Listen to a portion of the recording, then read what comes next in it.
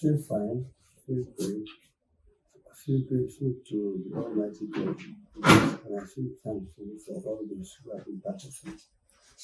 How did you celebrate the birthday? Your turning 80. How did you celebrate it? That's a funny one. Initially, I thought I wasn't going to celebrate.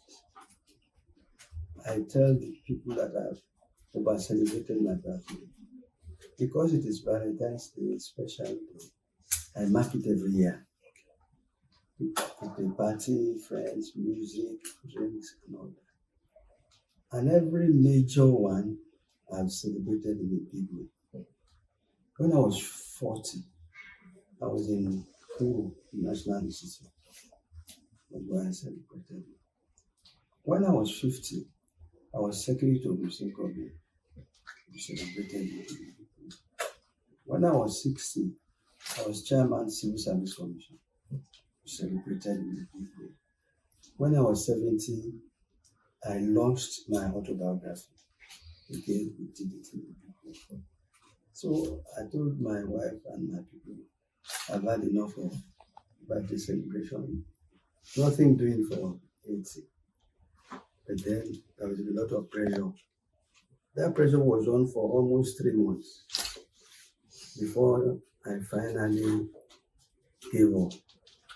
They wouldn't allow me to rest at all. So about 2 weeks or 3 weeks before the program, that's why I said, okay, you let me rest. What do you want to do? They said, okay. I said, I want a church service, 1 hour in the house.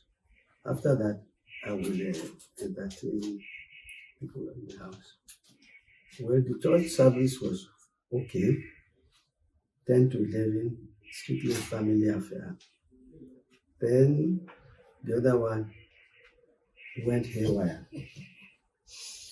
We agreed that we won't go to any hall, that we will use this garden. The garden used to be my fish pond, if you remember, until I discontinued it. So that is where we went garden. And it ended in a big way, contrary to what I wished.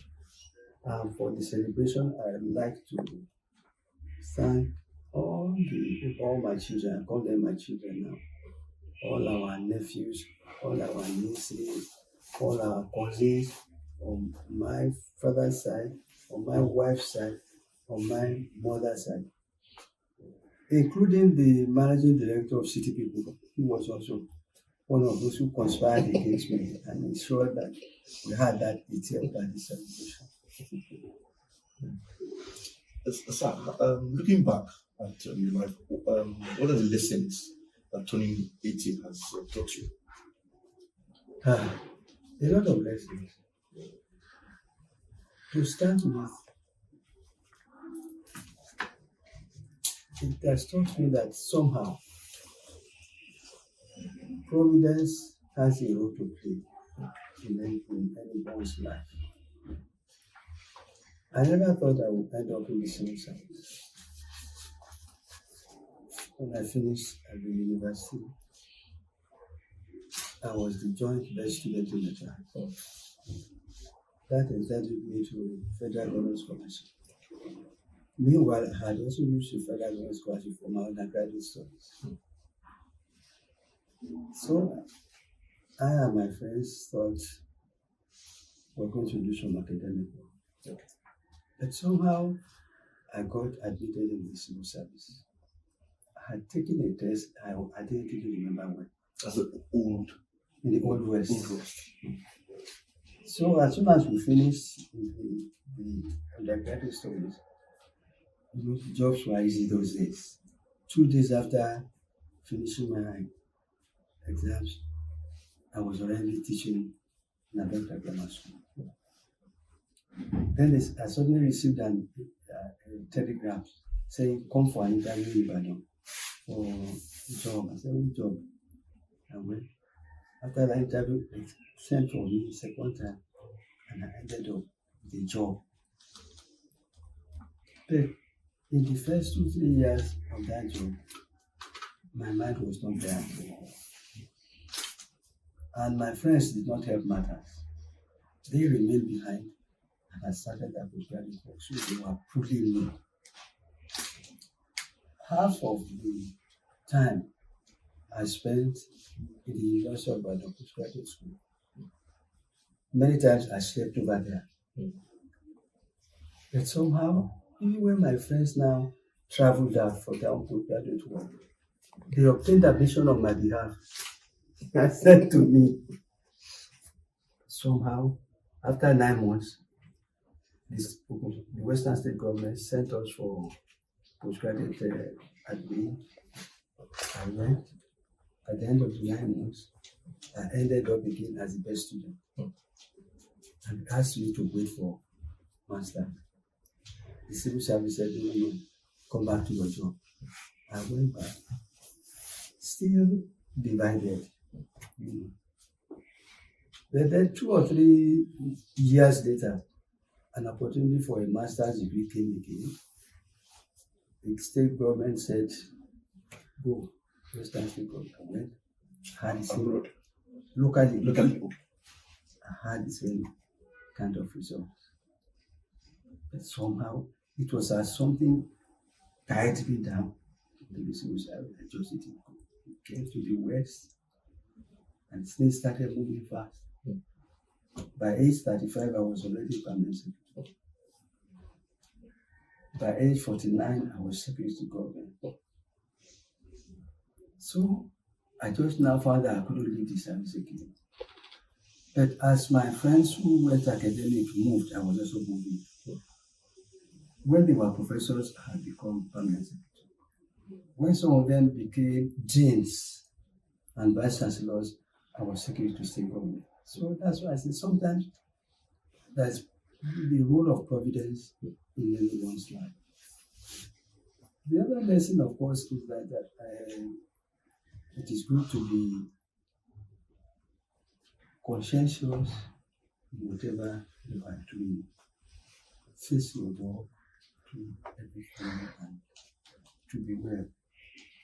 At the program on Friday, the governor couldn't come personally, but he sent the head of service representative and he sent me a letter.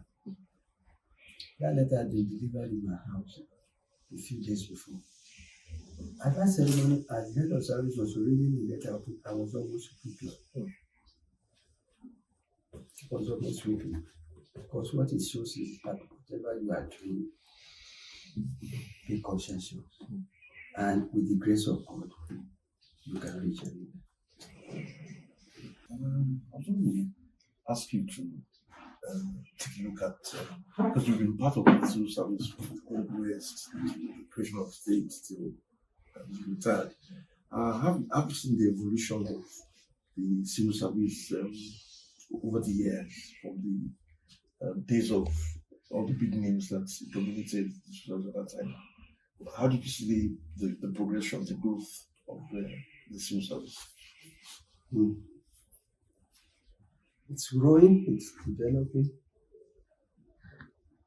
There are changes that are,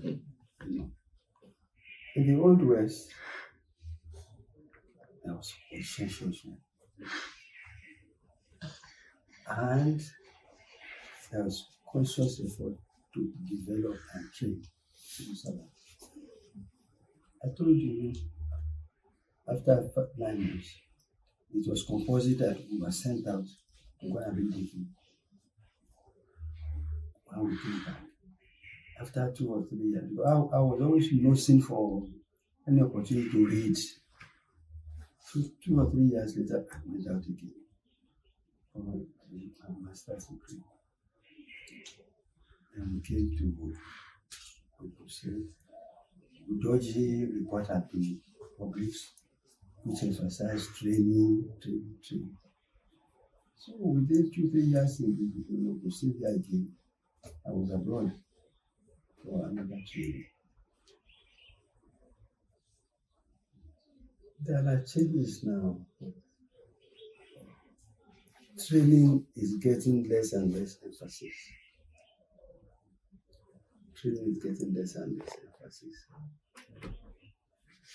which is not good enough. Whatever you are doing, you must be current in whatever you are doing. In terms of promoting the welfare of civil servants, the current government is trying its best. But of course, we know what is overwhelming now is the state of the economy. Because the economy is not good enough. The welfare that is being promoted by government is not easy to do, and it's such a great cost. What we try to tell our colleagues now is that please keep it up, what we try to do. When we came into the service, the likes of Chief Simon Adebo were our, images. We try to emulate them, we try to follow them. So what we tell our colleagues now is, it's much better now, people move faster now. The pay is better now, although the economy is crushed. But we have to do a lot to promote the society.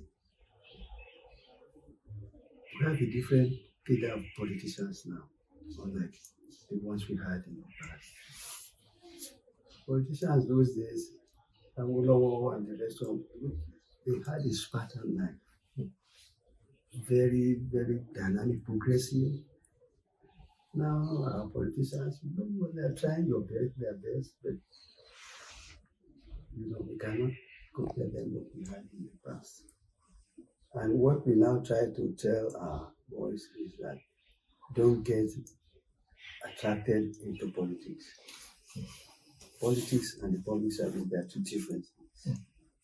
You have to promote the welfare of the people, but don't cross into each other's public.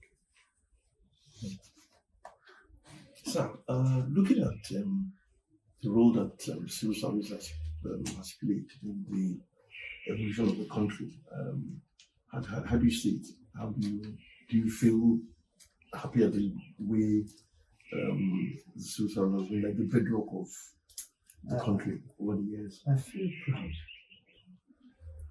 I feel happy when I look at the role that the civil service has played. And I'll give you a shining example. When General Ogun, Emeka Ojukwu, and the rest of them went to Aburi, when this crisis, the war was brewing, and they said, okay, General Ankara, the Ghanaian head of state, invited them to Aburi. Let us come and discuss your problem. They went there and restarted an agreement. If that agreement had been implemented when they came back, Nigeria would actually have dismantled. It was the civil servants of those days.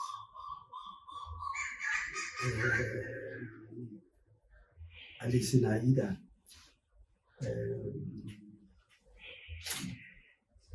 3, 4, 5 of them, they were usually called the super permanent secretaries then. It was they who called Ogun and said, what did you think you were going to sign that? You have dismantled this country. And that's when Corona refused to implement Aburi. And that's what saved this country up to now. Those were powerful permanent secretaries. Powerful by the way they were held by that regime. Powerful by the way they went about their work. So, the civil service always has a great work for people. And the moment the civil service allows itself to be overwhelmed or taken over by the political stars, then the country is running into problem. So each time you meet with the younger generation and they come to you for advice, what's always your advice to them? Usually, the advice we give them is the civil service is not a place to come out. The civil service is not a place to come out look for money. But the civil service is a place to come and look for reputation, prestige, and honor. Come in and help to build the country. Don't come and stand looking for money. Those people come and stand looking for power. The power is there in the service. Then it's there. And what you should do is seek the progress of the country, seek the development of the country, see what you can do to lift up your country. Other things will follow for you. Other things will follow for you. Don't come and run after politicians. If the situation is right, they should be looking for you and running after you. Then do what you should do, and it will be well. And so, how does it make you feel when you look at Nigeria, I mean, the state that we are now, looking back, how everything has, do you ever think we find ourselves in, Yeah. do you ever think we find ourselves in this kind of situation? The state of Nigeria today. It's unfortunate. It's unfortunate. We thought we should be progressing faster, but there are problems. There are problems. When we were in the West was the golden era of Nigeria. We were practicing a federation. Each state was running its own things and all that. In fact, some of the states were making much progress than the federal. When I joined the Western State Civil Service,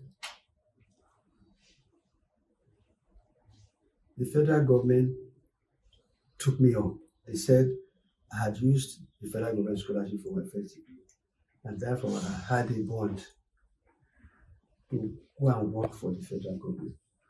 Meanwhile, I had got a job in the West, and they threatened me with a court action. But then, the Western States Public Service was much better than the federal. The pay was better, the conditions were better. When I went to the federal government office, they were then in Lagos. The man I met there was a man who knew my parents. And when I gave the letters up to him, he said, why should they expect to go and join federal? So we drafted the letter and said, let me use your bond to serve the West. After all, West was part of federal. And that was the condition we released to. But you see, it was because the West was better than federal. Now, today, if I got that kind of offer, I will run quickly to federal. Because the conditions of service are better now. The pay is better, everything is better. So I think the issue of federalism is a very critical issue. When we ran a federation, everybody was doing well. The West built Cocoa House, built Liberty Stadium, built WNTV, WNBS, did so many wonderful things. But then this political crisis came up, and they said, we want unity, all kinds of things. We are now ending up with something that is neither federal nor unity. It's causing a lot of problems. If you leave the states to run its own, things will be okay. So I think we have had problems with our politics. Was that the one? Yes, you are saying that. I think that's causing a lot of conflict. And rather than improving it, we seem to be going worse. We have 36 states. People are asked if I were the federal government, then what we should be doing We're going back to what we used to have in those days. Maybe a regional system, which were about 6 or so, and then a federal setup. A regional system that will be powerful enough to run its own affairs, and let the federal run federal affairs, defense, foreign affairs, number of things like that. But we seem to leave the main road and we seem to be going back into the bush. I hope the Lord God will save us.